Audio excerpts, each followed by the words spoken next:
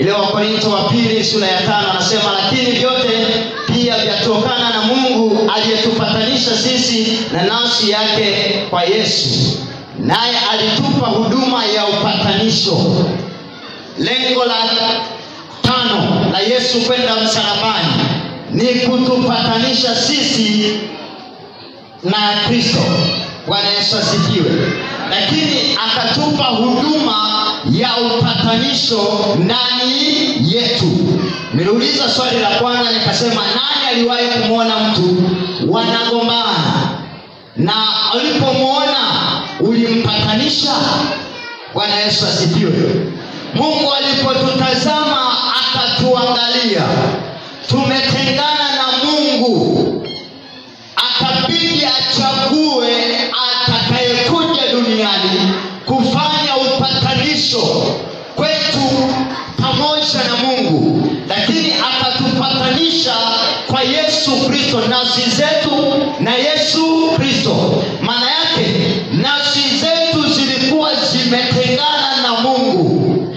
Nafsi tumesoma kwenye katekisimu inasema ina uwezo wa kujua mema na mabaya.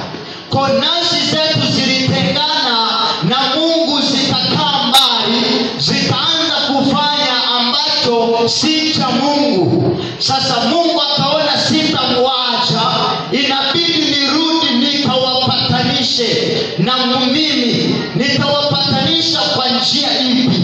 Upatanisho ni kuleta suluhu mahali ambapo hapana suluhu. Yesu akafanyika kuleta suluhu kwetu ili tupate kuwa kitu kimoja na Mungu, ili tupate kuwa wamoja na huyu tunayemtumikia.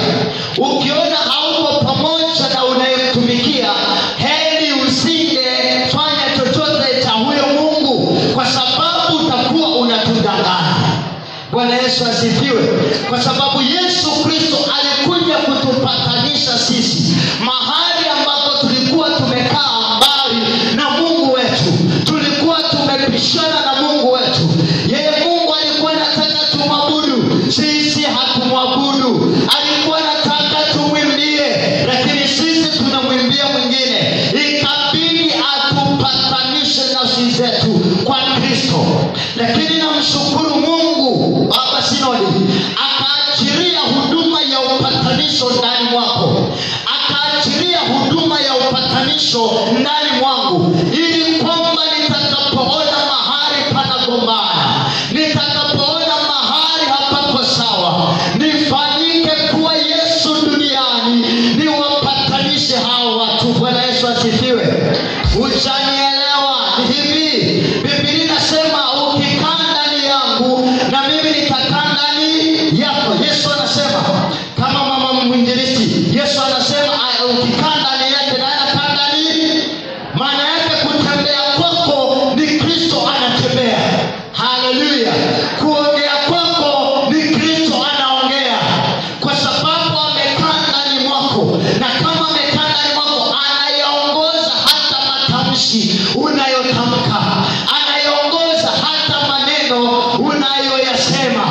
Sasa kama ni Kristo anakaa ndani mwako, akaachilia huduma ya upatanisho ili mahali palipokwaruzwa papate kuwekwa sawa, mahali ambapo hapako sawa upate kupaweka sawa. Kwa maana hiyo tukiona watu wanagombana huko, umekosa huduma ya upatanisho. Tukiona mahali watu hawaelewani, sikiliza, umekosa huduma ya upatanisho ambayo Kristo Yesu aliachilia ndani mwetu ili sisi tumwakilishe yeye akiwa anatuandalia makao mbinguni.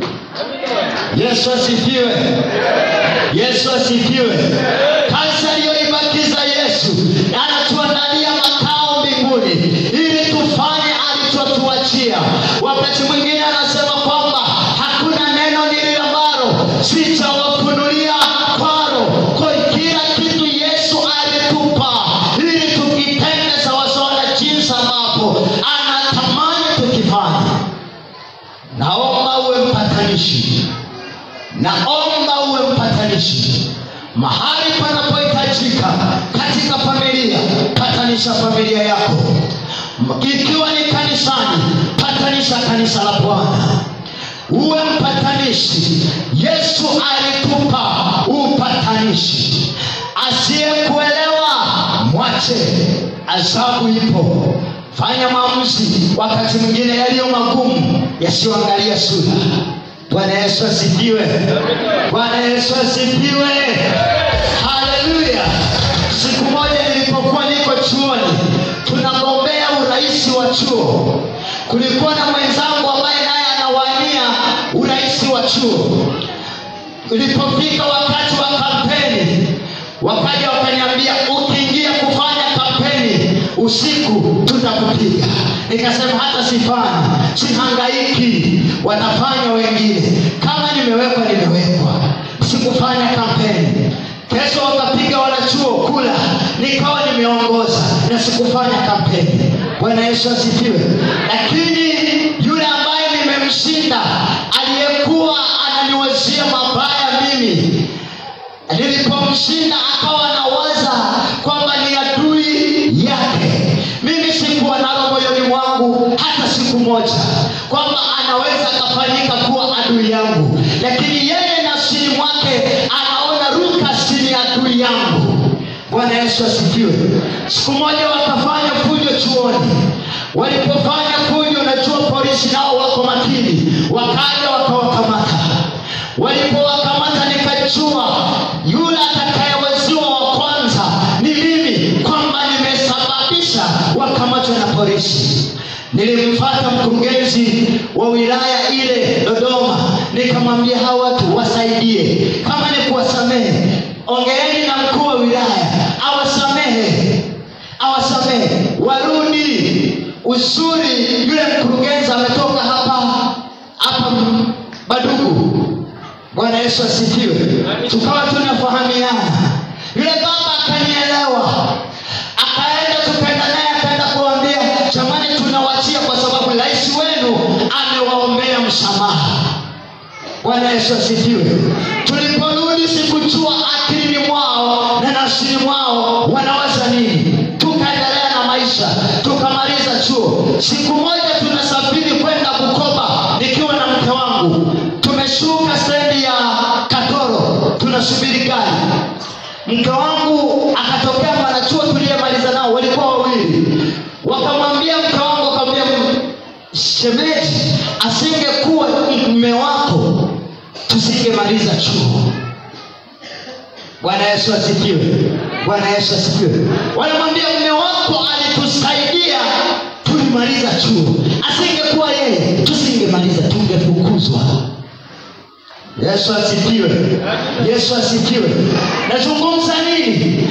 Huduma aliyoiweka ndani mwako Yesu ya upatanisho, haijalishi alikufanya utoe machozi ya damu kama aliyolia Yesu. Haijalishi alifanya kuleta msiba katika familia yako. Ikiwa Mungu ameweka huduma ya upatanisho ndani yako, mpatanishe tu. Nenda kajipatanishe tu. Ninakwambia